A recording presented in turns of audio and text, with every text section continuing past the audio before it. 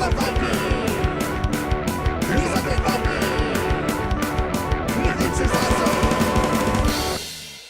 everyone, this is me, the Undead Viking, and this is Dawn of the Archmage. Dawn of the Archmage is a game for 2 to 4 people, in which each person is going to be taking on the role of an Archmage that has certain powers, like powers over elementals, or powers over the undead, and so forth. Each of you is basically, you're watching as your orders of wizardry are kind of beset from outside attacks and outside ne'er-do-wells that wish to kind of, like, I don't know, maybe see your wizard towers being brought down or what have you. And so to protect yourselves, you decided to have an arena where each of you would summon the different creatures that are part of your type of magic, and you would do battle to see who would end up being the most powerful. Then that person would be in charge of the mages. They would be the Archmage. And it is a very fast, very quick playing combat game that involves dice rolling and hand management, as far as like how you play the game, as far as the different spells you have, the different creatures you can summon, and so forth. So let me show you how the game is played, and then we'll kind of come back here and I'll tell you why I've had fun playing it. Alright, cool. Alright, so this is Dawn of the Archmage, and I'm going to just show you quickly how basically a turn will work and how combat works between your summoned creatures and the other summoned creatures that your enemies will be creating. Now, each player will get a sheet like this that will be your Archmage. In this case, this is the Technomancer, Marion Devstar. If there's any kind of special rules or anything about this particular Archmage, they'll be listed there, and that's what that little box is there for there. It has a little turn sequence reminder. These blocks here, you'll notice there's a purple one, like kind of a yellowish one, a red one, green one. I think it's like a yellow-orange, but blue. Those are where your summoned creatures will go. Their cards will go. And these 4 spots here are for both your summoning tokens and also your soul tokens. And I'll talk about all that stuff here in just a little bit. I'm just going to put Marion Devstar over there. Now, here is Kodar Gravemore, and I'm just going to be using him because he's a necromancer, and necromancers are cool. These are your tokens that are your summoning crystals. When they're like this, that means they're available to use to summon. When they're like this, that means they are not charged. These tokens here are power tokens or soul tokens that are allowed to use different other abilities, and I'll talk about that in a little bit. And then this is when they're not charged. This is when they are charged. You charge these by either killing something in combat, so like basically you're taking their soul or their life essence and charging one of these, or sacrificing one of your own summoned creatures in order to recharge it, if you will. But more on that in just a little bit. As I said, those particular tokens go on these locations on your board, and you'll just be flipping those back and forth as your turn commences. Now, each Archmage is going to get one of these big fat decks of cards, and each one is a signature of their Archmage. And in these cards, these decks, there are things that are just going to be like spells, like this Putrid Barrier. Discard this card to prevent up to 2 points of damage to any one of your creatures. And so if you have this card in your hand, you get attacked, you just play it. Notice how these don't have a cost on them. Once they're in your hand, you just get to use them as needed as the game goes on. Just show you another one really quick here. Like here is Life Tap. Discard the tarot to keep 4 life points from one of your creatures or 2 points from adjacent enemy creature. And move those life points to any one of your creatures, and you do not gain victory points for a creature destroyed with this spell. Now, that's actually a kind of a good segue, because the way you win this game is by collecting 8 victory points worth of dead enemy creatures. And you gain victory points according to how powerful those particular creatures are. So the more powerful they are, the more victory points you'll get. So I'm going to show you a couple of creatures here. So you do get, there are level 0 creatures. And mind you, remember this is a prototype I was given, so when it just says undead and undead text, I mean, you're not going to have I'm not going to have the full game here. But they will have, like this is level 0, so it's not very powerful. It can still attack, it can still fight, but it doesn't have a lot of life or power, as you can see there. As you gain up levels, so like here's a level 1 undead, and then like they have little special powers. So now regenerate, add 1 to a single combat die once per turn. Maximum die value is still only 6 though. Okay, so this is the health and this is the fatigue, and those are two very important stats. Basically, as long as your health is above your fatigue, your creature functions at its normal level, its normal ability. Once you have fatigue, once you drop your health below your fatigue level, that means they become less effective in combat and are likely to be a very good candidate for a sacrifice if need be. Because also, remember, like if somebody else kills the creature, then they get those points. So if you sacrifice it, you kind of take that away from them, right? It's pretty cool. And I'll talk more about that in my conclusion as far as the strategy goes. So I'm just going to show you like a level 2 creature. So you can see a little more health, a little more fatigue there. Each one rolled in a fight by this creature heals it by 1 health up to its summon value. So you start having these cool creatures that have these awesome powers. And that's kind of like the reason why I like games like this, is because of the neat creatures that you get and things like that. And so it's finally like if you just get some big mega creature with a ton of health. They're a level 3, so they're going to get to roll all 3 of your combat dice that you have, and like low fatigue, so you're not going to fatigue them anytime soon either. So that's what you do. And when you summon them, you just summon the creature, right? You just flip the card. There's no difference as far as like the cost, as far as what it takes to summon the creature, other than just having an available spot on the board. When the game begins, you'll be placing your little summoning locations on the board, and this is just the way I set up this 2-player. Normally in a 2-player game, you would be using all 9 of the hexes or 9 squares for the battlefield, but I just kind of put them all out there just so you can see. So now the big thing is that you might be saying, well, how do I tell the difference between a creature that I summon? So let's say we had, like, I'm just going to grab this guy. So let's say we just had, this undead was the one we summoned. So what happens is you just place that in the location that's on there, and then you can see that this particular one has 6 health. So you're going to go ahead and you're going to take 6 health and put them on there, so you know how much health they have.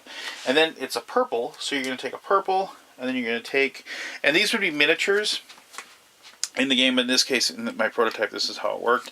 You just go ahead and put the purple base on that. So, and then when this guy's running amok on the board, you're going to see, oh, that's purple one. So you just go and look, and there you go. That's your creature that you're going to have fighting. Really straightforward, and I really like that system. I mean, it just allows for a lot of variability and swapping in and out. Now, you might notice that you only have, like 5 spots. So once you have 5 creatures on the board, you need to sacrifice one, or one has to get killed before you can, summon another one. It should be mentioned also that if they're on like a summoning circle, you can't summon on those summoning circles if they're on there. A couple things about the board, now that I'm talking about it. You might notice there's things like these little pit traps. You can't walk on those. There's some spots like this one right here in the middle. You can see it's got some rubble and stuff in there. That takes extra movement points to walk into. Also, before a game starts, the players can decide to draw a certain number of cards from this deck, which is just kind of like the hazards deck. And each one of these cards is unique, and they just have different things like teleporters, tar pits, spring floors, spike pits, icy floor. All these different cool little things that can affect the game board. And then, you can draw them. You can say, okay, we're going to draw 6 of these, and then if there's 2 players, each person then can put the 3 anywhere on the board. Or if you have a 4-player game, you can draw 8, right? Each person gets 2. And then you just have these tokens that you'll use to place those particular, like this acid pit and what have you. They'll be able to place those on the board on a square, and that further kind of complicates the game, the board, and complicates what you're trying to attempt to do. And you can just add it into your tactics and your strategy. Also changes the game up a lot, something that I always look for in any of these tactical, strategic battle type games. All right, so how does combat work? Well, combat works pretty simple. Let me just go ahead and grab like a technomancer creature. Let's just put these closer together. Now, I should actually take a step back. So the way the turn works is there's a summoning phase. During the summoning phase, the players can, on your summoning phase, and this is one of those things where it's like one person goes, next person goes, that sort of thing. So on a person's summoning phase, they can summon a creature if they have a summoning crystal available. If they don't have a summoning crystal available, they can use one of their powered crystals, if one of them is powered, to power a summons. They can also use those crystals to prevent somebody from retreating, or to re-roll a movement roll, which I'll get to in just a little bit. But those are the three things you can use for those. You can summon and sacrifice during the first phase. The second phase is the movement phase. During the movement phase, what you can do is you can take your 2 dice, you're going to roll them, and depending upon the size of the battlefield, you're going to add a certain number to that roll. In this case, I have the largest battlefield possible, so you're going to get a +3. That's a 3x3, so you get a +3. So you'd roll 2 dice. In this case, you get a 6. You'd add 3. You'd have 9 movement points. Each space, and you have to move orthogonally, you can't move diagonally. Each space takes 1 movement unless there's like a terrain thing that you have to worry about.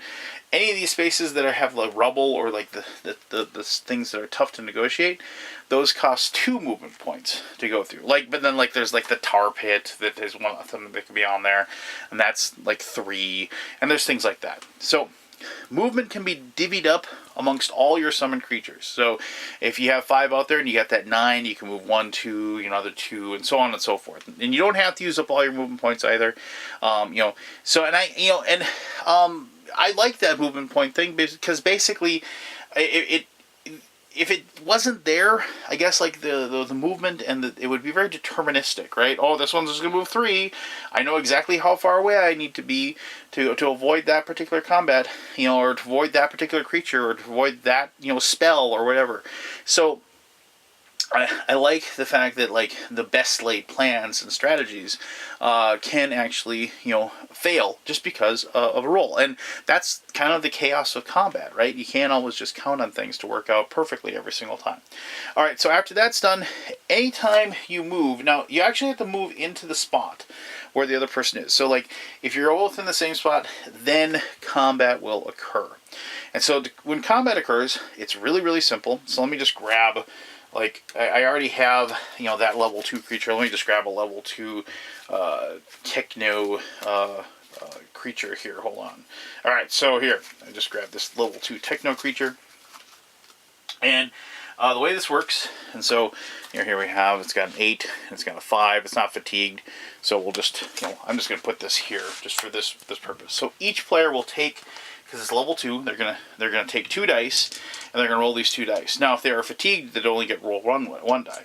So what you do is like green rolls, and then blue rolls. And so in this case, what we have here is we have 4 and a 3, meaning that they lost, and you take the top roll obviously, and you compare. Now, just to show you, if the top rolls tied, then you go to the next lowest roll, in which case 2 would beat 1. So, and if all of them tie, let me find a 1 here. If all of them tie, then you re-roll all of the dice. Also, if let's say the blue only had 1 die, like so, and the top die tied like that, you would have like a 4 and a 1. You wouldn't just automatically win because you had an extra die. You pick up your dice and you reroll again, which I also like as well, because that means, in this case, they'd still lose. But let's just say, if you get lucky and you roll a 6, at the very least you got a fighting chance, right? I kind of like that about the game. It isn't just one of those things like, oh well, I don't have enough dice, I guess I lose. So it's kind of like when you played Risk and you had those 2 guys in Iceland fighting off an army of 30 or something like that, because you just kept rolling 6s. Just give me a chance with the dice, as I always say. But regardless, so the way it works then is the amount of damage, the difference was 1, right? So you're going to take, and this particular creature has a health of 8. So I would have started with 8. So let me just put 8 on there, like so. And then I remove 1 and put it there. Now, it's done 1 point of damage to me. I can, at this time, choose to retreat, if I so desire.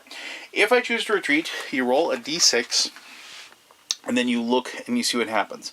And then it randomly retreats. On a 1, you have to stay there and fight another round. On a 6, the other mage, the other mage chooses the monster direction, or it stays and it fights again. Now, you can't leave the board because of retreat, so if that happens, you're forced back.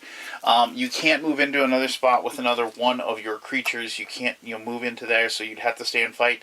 If you would happen to move into another spot with another creature that's your enemy, you'd have to fight that particular creature on the same exact turn because you moved into there.